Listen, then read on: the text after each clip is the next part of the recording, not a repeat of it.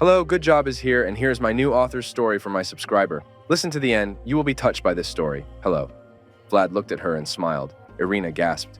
Vladik, where did you come from? Your mother said you'll come only in a month. Yes, it turned out early. Vladik hugged her like a bear, and Irina, laughing, pressed herself against him for a second. How are you? How big have you become? Yes, everything is fine. I decided not to go under contract anymore. My mother is not getting any younger, and it's time for me to settle down somehow. Irina laughed.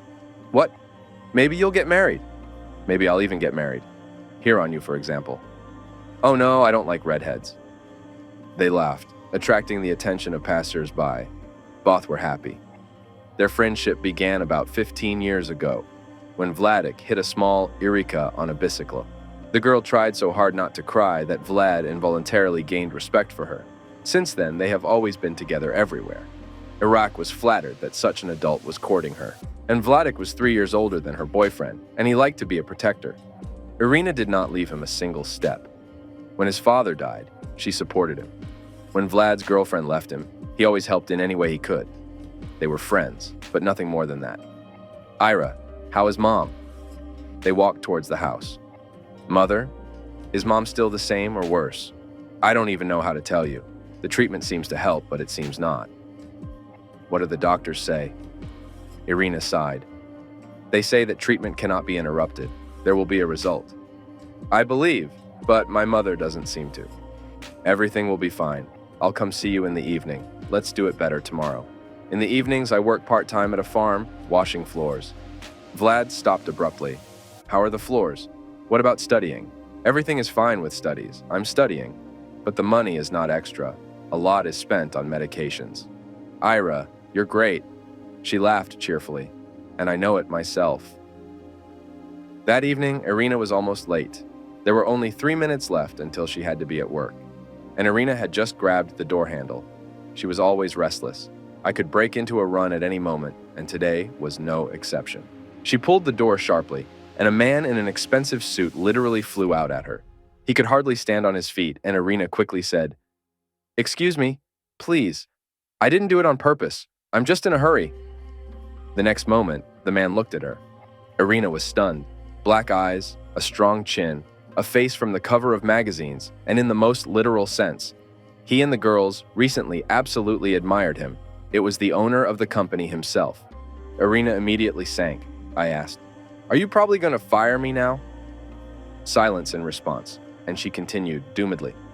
"My mother always told me, Ira, don't rush, don't run, don't do rash things, but I'm doing everything as usual." She lowered her head and then raised it in surprise. The man burst out laughing. "I have not yet had time to understand what happened, and you have already fired yourself and executed yourself. Go to work, nothing bad happened."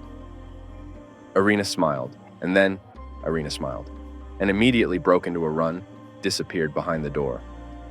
The man shook his head with a smile. Yes, the women around him did not allow themselves such freedom to run, much less walk in sneakers. Irina, out of breath, went out into the hall. "What happened to you? It was as if someone was chasing you."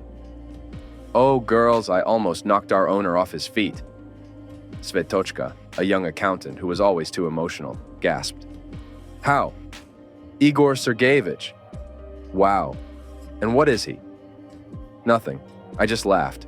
"Can't be. You know how strict he is." Irina shrugged.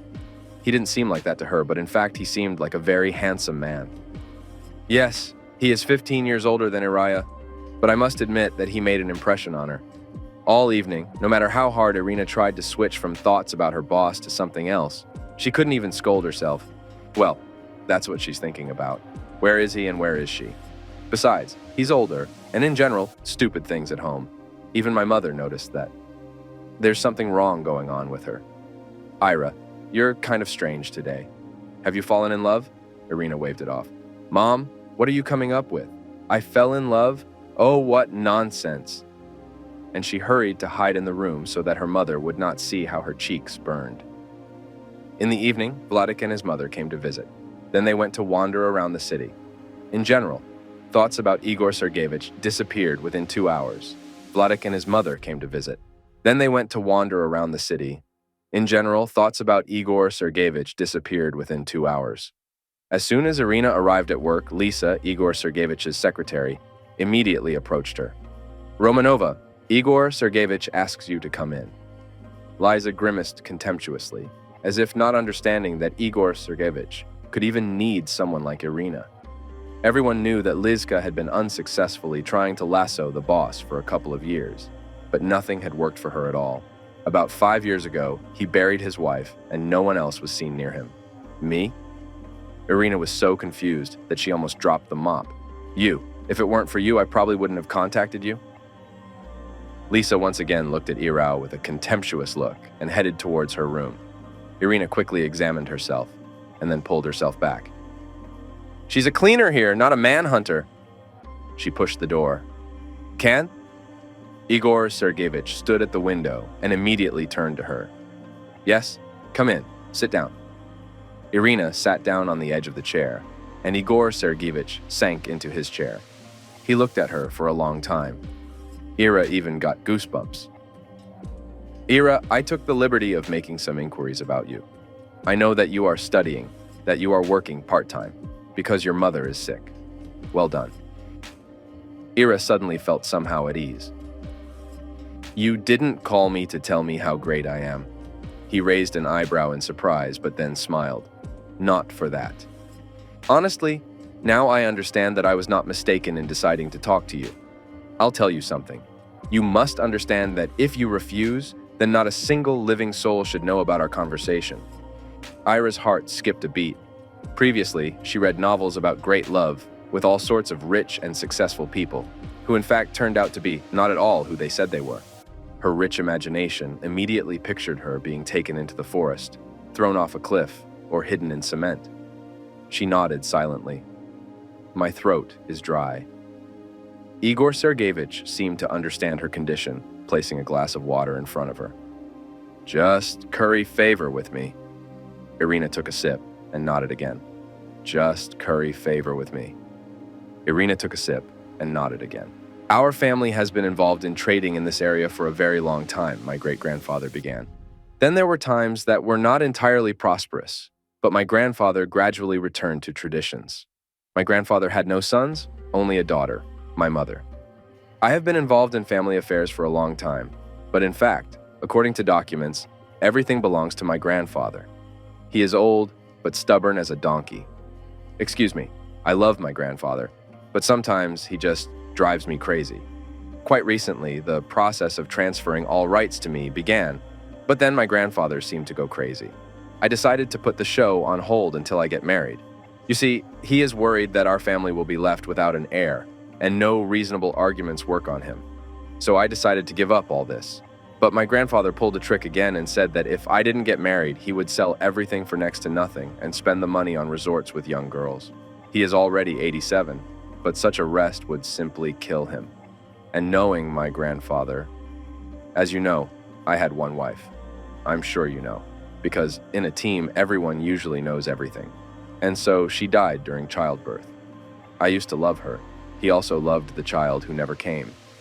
What about getting married again? I have no desire, but in general, I'm offering you a deal. You will become my wife. Not for long, just a month, well, maybe a little longer. And I will pay for your work at a very good tariff rate, so that in the next 5 to 10 years you won't have to work at all. Think before you answer, because you will need to play the role inside and out. My grandfather is not so easy to fool. Irina sat holding her breath. She will have the opportunity to be near him. She no longer doubted that she wanted this more than anything else.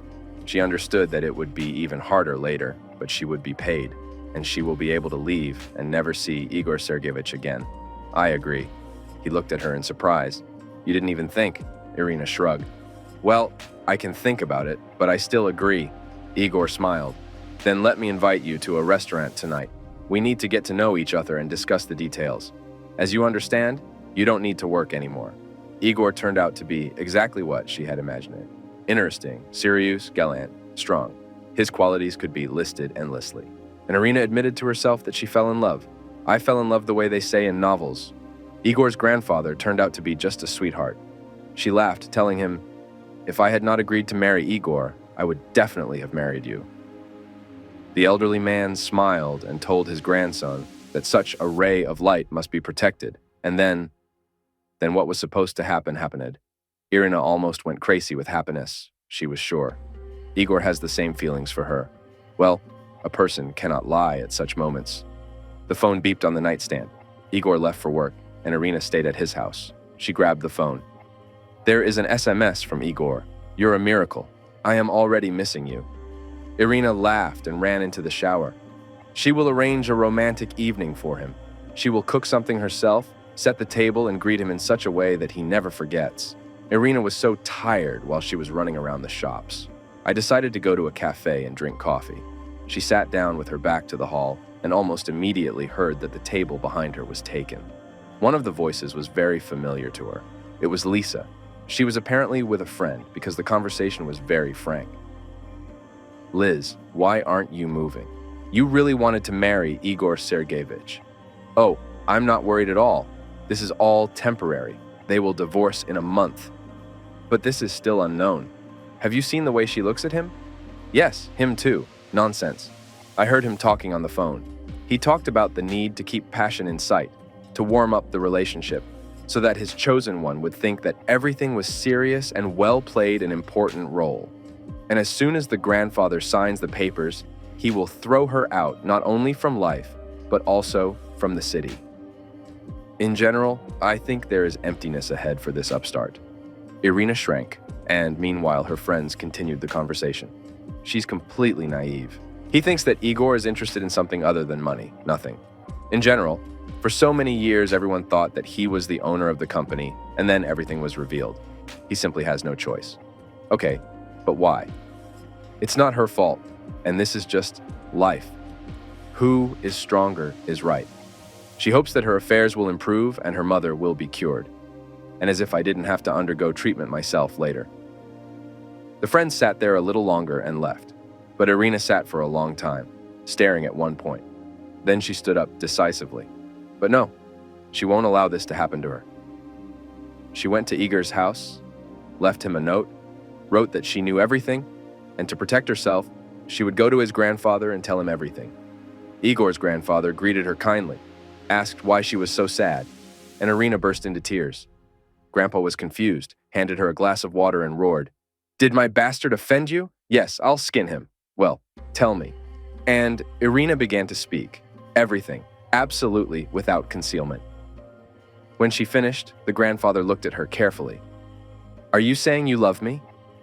"Yes." "You're telling lies." Irina looked up at him with surprised, tear-stained eyes. "You can't believe something like that about the person you love. I'll believe that this scoundrel came up with such a plan. There were even such suspicions. And then I saw how he looked at you and calmed down. This is what it means. So, what should I do? Looks at you and calms down. Well, that's how it is. So what should I do? And I'm more interested in what I should do. The bride ran away from me without even talking. That is, I listened to someone there enough and didn't even give me the opportunity to say something." Igor stood at the door. Behind him, from nowhere, is Vladik. And even further away is Lisa. "Come here." Igor beckoned Lisa with his finger. "Well, tell me, what has our company been doing lately?" "Sponsoring the filming of the film." "What movie?" "The film that you wrote." Irina looked at them in surprise. "Lisa, how many times have I said, if you're not 100% sure of something, don't open your mouth. They made me a monster. That's a piece of fruit, too. I drove up to the house, and he attacked me with his fists. He said, 'Your voice was somehow not quite right.'" On the phone, Irina slowly closed her mouth. "So are you talking about the movie?" "Yes, they sent me a piece. By the way, part of the plot is just like ours. Well, we filmed such nonsense, so I gave them heat over the phone. And our Liska, apparently, is always listening at the door." Lisa cried. Vlad calmed her down. Igor was angry, and his grandfather chuckled. Irina covered her face with her hands. It was so embarrassing. The wedding took place much later than they had originally planned. In the first months of pregnancy, Iraya had such severe toxicosis that she could hardly even look at water. It just so happened that immediately after their wedding, which was attended by almost the entire city, another one took place, for which Igor paid, without listening to the objections of the young people. That's all he said. Sash, you accomplished a real feat. Lisa is a good specialist, but she has nothing better to do in life. And now she will take care of you and work calmly, and this is worth a lot. Grandfather sighed bitterly at the wedding. Hey, if only I were 60 years old, I wouldn't give you my grandson to Iraq. And Irina laughed merrily because Igor showed his fist to his grandfather. If you like the story, please support me with a thumbs up button. It's just one click for you, but for me, it's very important. Thank you. Thank you. You accomplished a real feat. Lisa is a good specialist, but she has nothing better to do in life.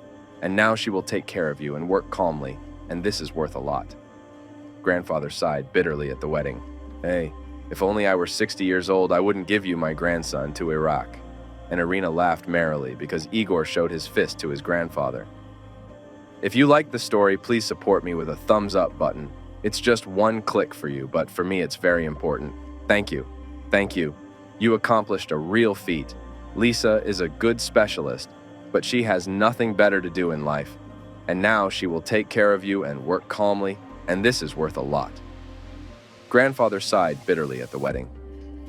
If only I were 60 years old, I wouldn't give you my grandson to Iraq.